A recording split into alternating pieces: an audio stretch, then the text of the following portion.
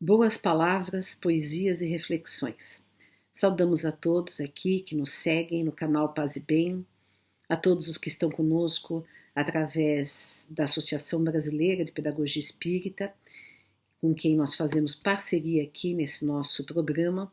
E hoje nós estamos, durante esse mês de abril, fazendo um passeio por alguns conceitos básicos do espiritismo kardecista.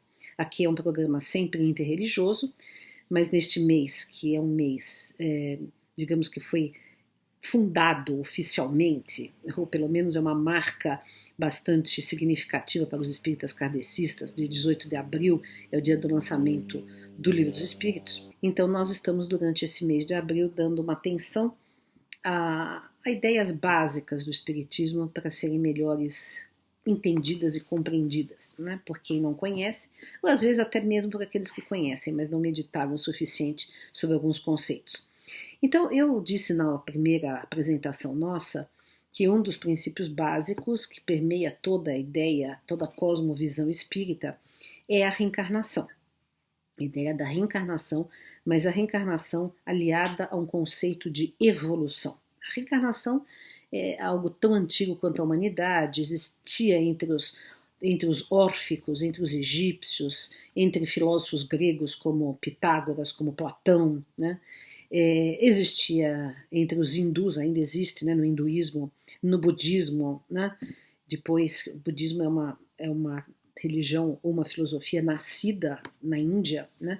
Então também herdou essa ideia da reencarnação, embora nos diferentes tipos de budismo a reencarnação é vista de maneira diferente, né? Por exemplo, os budistas tibetanos eles são muito mais reencarnacionistas do que os zen budistas.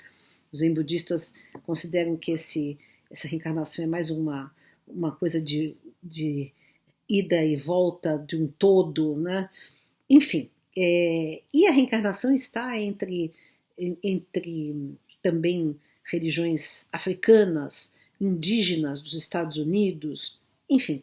Existe um livro de um antropólogo paquistanês, Gananath Obesekere, que não está traduzido para português, que é sobre reencarnação, e ele faz essa viagem, né, por todas as ideias reencarnacionistas do mundo, e diz que a ideia da reencarnação é a mais antiga, é a mais universal, que se refere à continuidade da vida após a morte, ou seja, a uma volta, né, num outro corpo, que é diferente da ressurreição.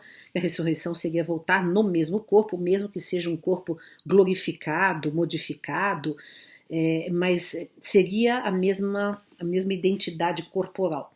Ao passo que a reencarnação é voltar num outro corpo, né? O espírito reencarnar em outro corpo, outra família, outro corpo, outra vida, né?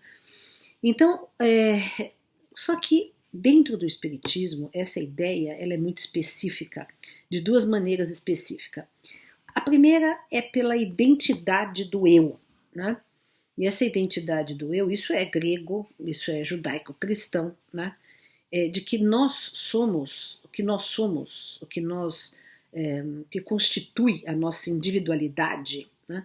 É a nossa alma, é o nosso espírito, né? E aí isso é bem platônico, né? E isso é bem grego, né? No caso, por exemplo, de Pitágoras também, que aquilo que nós guardamos como virtude, como conhecimento, como enfim, aquilo que se refere à nossa identidade não está no nosso corpo, está na nossa alma, no nosso espírito. E, portanto, podemos mudar de corpo, né? Que nós permanecemos os mesmos, embora, já dizia Platão lá na República, no seu mito de quando a gente vai reencarnar, a gente passa por uma planície e bebe as águas do rio do esquecimento, né, da planície de Létis, lá as águas do esquecimento, e por isso a gente reencarna e não se lembra das vidas passadas, embora muita gente lembre, eu mesma lembro, né? Sócrates, por exemplo, dizia que ele tinha sido músico. Pitágoras, por exemplo, se lembrava de várias vidas passadas, né? Então, hoje em dia, muita gente que já faz regressão de memória, que tem lembranças espontâneas, crianças que lembram de vidas passadas e trazem evidências muito fortes de que realmente foram aquela pessoa que elas disseram, que elas dizem ter sido, porque elas não podiam ter acesso a essas informações, mas acabam falando, eu fui fulano de tal, morri assim, minha família se chamava assim, eu era casado com tal pessoa, tinha isso, tinha aquilo. E a criança com 2, 3, 4 anos de idade, morando às vezes muito longe dessa personalidade que ela diz ter sido, não teria condições de ter tido acesso a essas informações. Então, isso tudo é uma visão de reencarnação em que a identidade do eu é a que permanece depois da morte, né? E que, portanto, pode reencarnar em outro corpo e guardar memórias, conhecimentos, lembranças, virtudes, talentos, enfim. Essa é uma ideia da especificidade do reencarnacionismo espírita, espírita kardecista. Por quê? Porque é um reencarnacionismo greco-judaico-cristão, né?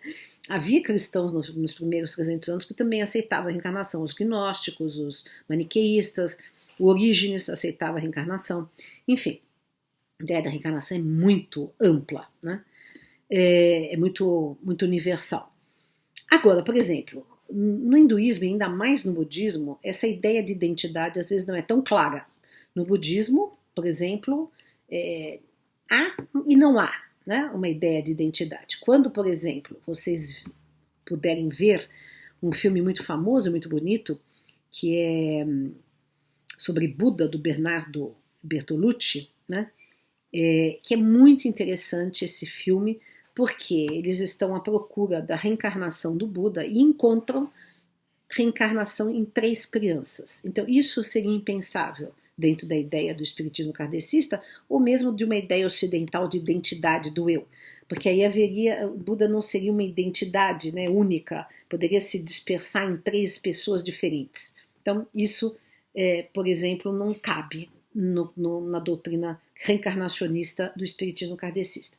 Essa, então, é uma especificidade. A outra especificidade é a questão da evolução, né? Então, quer dizer, qual é a meta nossa, que eu falei isso na outra vez? Por que nós reencarnamos múltiplas vidas? E aquele poema lindíssimo que eu li do Castro Alves, psicografado pelo Chico Xavier, que diz exatamente, né, que nós estamos marchando para o infinito, né, de Deus viemos, a Deus voltaremos, mas começamos a engatinhar, então, na verdade, o nosso princípio inteligente começa lá no reino vegetal, depois vai para o reino animal, depois desperta no homem. É uma frase muito bonita que costuma ser atribuída a Leon Denis, mas parece que não era dele, que a alma dorme na pedra, sonha no vegetal, agita-se no animal e desperta no homem. Então, quer dizer, o princípio inteligente, o princípio espiritual está imanente em toda a natureza, mas vai germinando na matéria, né?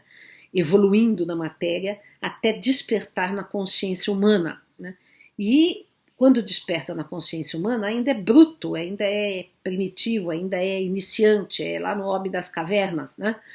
E aí vai evoluindo, né? E nós vamos evoluindo através de múltiplas vidas até chegarmos ao plano da angelitude, da perfeição, da pureza absoluta, e aí nós não precisamos mais reencarnar, né? Aí somos espíritos puros, não necessitamos mais da matéria. Mas para que essas múltiplas vidas? Essas múltiplas vidas servem para a gente ir se construindo. Então, o espiritismo não é uma ideia nem de salvação, né? Nós não precisamos de um salvador para nos salvar. Jesus é um modelo, é um guia, um mestre, é alguém que nos inspira, alguém que veio mostrar um caminho de perfeição espiritual, mas ele não veio nos salvar do pecado, porque nós não somos seres caídos no pecado, nós somos seres em evolução, aprendizes da vida, aprendizes da evolução. Então Jesus é um guia nessa evolução, nesse trajeto, nessa trajetória de autoaperfeiçoamento. Mas nós somos responsáveis por nós mesmos. Nós é que nos construímos no decorrer de múltiplas vidas. Então, essa é uma ideia emancipatória que restitui ao homem, ou dá ao homem, o seu valor de autoconstrução. Ele não é um ser caído no pecado, que foi expulso do paraíso. É um ser que está aprendendo, que está evoluindo, que está se fazendo através de múltiplas vidas. E, dentro disso, o erro faz parte. O mal faz parte como uma experiência transitória, como um aprendizado. O sofrimento faz parte como aprendizado, tudo isso que nós vivenciamos na Terra, que é fruto do nosso livre-arbítrio, da nossa construção, de nossa maneira de organizar o mundo, é para nós irmos aprendendo pouco a pouco a organizar melhor as coisas, a organizar melhor a nós mesmos, a lidarmos com as nossas emoções, a desenvolvermos nossos talentos, a despertarmos a nossa consciência planetária, cósmica, espiritual, a abrirmos, como diria Platão, os olhos da alma, porque isso que é a educação, abrir os olhos da alma. E o projeto da nossa vida, o projeto de vida, é um projeto educativo, é um projeto de transcendência espiritual através dos séculos e dos milênios. Então, ninguém está destinado à perdição, ninguém está destinado ao inferno, ninguém está destinado à privação de Deus, de encontrar Deus dentro e fora de si, de um dia ver Deus face a face, de um dia estar manifestando Deus no universo. Ninguém está privado disso, porque todos vão subir, todos vão chegar, né? Quer dizer, aquele trecho da poesia do Castro Alves, né, que eu citei da vez passada, faz de rudes tiranos, né, anjos, né, transforma Neros, né, em arautos da virtude. Isso é o tempo, né? É o tempo, os milênios passando e os espíritos evoluindo. Então, para todos tem esperança, todos têm Deus dentro de si, todos têm uma centelha divina e todos vão despertar com o tempo. O trabalho vagaroso dos milênios, dos séculos, o trabalho vagaroso da evolução. Então, o Espiritismo ele não é nem salvacionista e nem partidário da iluminação, no sentido de que de repente você se iluminou e pronto, atingiu o nirvana. Ele é partidário da evolução, né, da ideia de um evolucionismo individual e coletivo, porque a gente só evolui individualmente em sintonia, dialeticamente construindo também a evolução coletiva. Então a evolução coletiva nos ajuda a evoluir individualmente, a nossa evolução individual ajuda a evolução coletiva. Então nós temos que trabalhar sim pela evolução do planeta, da sociedade, evolução, transformação, a revolução pacífica das estruturas sociais, né? Tudo isso faz parte da nossa tarefa evolutiva, pessoal e também humana no mundo, né? Então, nós estamos aqui para aprendermos e também aprender a mudar o mundo, porque conforme a gente vai agindo no mundo, nesse teatro, nesse cenário planetário, e aí também nós podemos reencarnar em outros planetas, já podemos ter reencarnado antes, podemos reencarnar depois, porque há múltiplos mundos habitados. Hoje, essa é uma ideia defendida por Carl Sagan, por exemplo, que foi um cientista ateu, né? Hoje é uma ideia difundida por várias pessoas que dizem que vêm ETs aí visitando a Terra. É possível que eles já estejam nos visitando mesmo, né? É uma ideia defendida o tempo inteiro em inúmeras séries e livros de ficção científica, mas, antes de tudo isso, no século XIX, no meados do século XIX, os espíritos já falavam em múltiplos mundos habitados. E não só falavam em múltiplos mundos habitados, como em múltiplas humanidades. Quer dizer, não são outras humanidades, não são outras criaturas. São também filhas de Deus.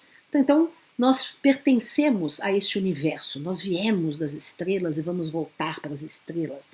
Nós somos seres cósmicos, né? E nós somos cidadãos do planeta Terra, mas pertencemos à cidadania sideral, né? E eu morro de vontade o dia em que o planeta Terra vai fazer parte das confederações intergalácticas, né? E nós pudermos nos confraternizar com nossos irmãos de outras humanidades, né? Espero que isso aconteça de maneira pacífica, boa, né? Enfim. Mas essa ideia já estava presente ali, 150 anos atrás, quando foi lançado o Livro dos Espíritos, em 18 de abril de 1857. Né? Então, vejam, como vocês estão percebendo, a ideia da reencarnação dentro do Espiritismo tem algumas especificidades que outras doutrinas não têm, né? Então, nós não somos salvacionistas, então por isso não identificamos Jesus dentro de uma teoria de Salvador, não somos da ideia da iluminação, que de repente você se ilumina, mas somos da ideia da construção gradativa de nós mesmos através dos milênios, através do aprendizado, através das experiências múltiplas, ora reencarnando como homem, como mulher, ora reencarnando em diversas culturas humanas, aprendendo com todas as religiões, com todas as culturas. Por isso que o diálogo interreligioso também se apoia numa ideia reencarnacionista. Eu hoje sou espírita kardecista, mas já fui católica, já fui protestante, já fui judia, enfim, né? A gente já viveu múltiplas vidas, e isso eu não estou dizendo, como aí, infelizmente, eu estou aqui colocando a melhor interpretação do Espiritismo, mais aberta, mais kardecista, mais original. E nem sempre é a interpretação que pulula por aí no movimento espírita brasileiro, que às vezes é muito reducionista. Por exemplo, tem uma visão de reencarnação muito punitivista, que a gente reencarna para pagar dívidas. Não é isso. A gente reencarna para aprender, para evoluir, né? E às vezes somos nós mesmos, que somos espíritos ainda muito apegados a essa ideia de justiça do talião, da lei do talião, né? E nós nos autopunimos sem necessidade, poderíamos percorrer um caminho mais leve, mais amoroso, né? De menos autoflagelação. Mas quando a gente, por exemplo, faz terapia, né? A gente vê que a gente tem essa coisa de culpa muito embutida, né? Que isso faz parte, né, da cultura também judaico-cristã, né? Então, em espírito, nós continuamos carregando isso. Às vezes a gente pode escolher voltar para a Terra de maneira muito trágica, muito terrível, né? Às vezes porque a gente quer aliviar a consciência, mas não haveria necessidade de todo esse sofrimento, né? Então, às vezes, essa ideia da reencarnação é interpretada de maneira muito determinista, muito fechada, muito punitivista. Nós estamos hoje fazendo uma leitura mais aberta, mais cristã, né? Porque Jesus dizia que o amor cobre a multidão de pecados, perdoai 70 vezes 7. Se ele dizia para nós perdoarmos 70 vezes 7 o próximo, significa que devemos perdoar também a nós mesmos e que Deus nos perdoa infinitamente. Quer dizer, aliás, Deus nem se ofende com nada que nós façamos, porque para Ele somos como crianças aprendendo a falar e andar, e aí caímos no caminho e levantamos e machucamos o joelho e assim vai, né? Então, essa ideia de que evoluímos e a reencarnação é um instrumento de evolução é a ideia básica do Espiritismo. Eu vou ler aqui 2 poesias para vocês hoje, porque, veja, para mim a reencarnação não é só uma teoria, né? É uma explicação que eu tive que buscar desde muito criança, porque eu fui uma criança que tive sempre muitas recordações de vidas passadas, e até hoje tenho, né? E muitas pessoas têm. Então, se você não tem essa explicação, às vezes você fala, mas será que eu estou ficando louca? O que será isso, né? Mas quando você encontra a explicação, existem hoje terapias de vidas passadas, que tem que ser feito por pessoas de muita confiança, porque existem muitos charlatães por aí. Mas e existe toda essa pesquisa feita, por exemplo, por médicos, psiquiatras, como Ian Stevenson, da Universidade de Virgínia, que já morreu, ou Jim Tucker, seu discípulo, que fizeram e fazem pesquisas dessas crianças que se recordam espontaneamente de vidas passadas, e então você vê que a coisa tem um fundamento, que você não é louca, que tem muita gente que se lembra, que tem muita gente que tem fortes lembranças, e que isso é muito significativo, né? E quando a gente tem acesso a isso, tem um sentido muito grande. Então, eu vou ler primeiro uma poesia que está aqui no meu livro A Hora de Dora, né? Que é da Grécia. A Grécia foi sempre um lugar de que eu me lembrei muito, né?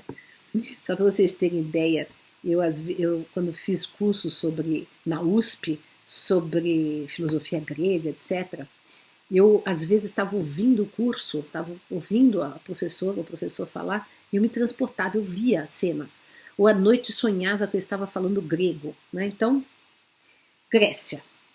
Relembro musas e jacintos, liras de Olimpos, à beira de um rochedo, luares perfumados e o mar.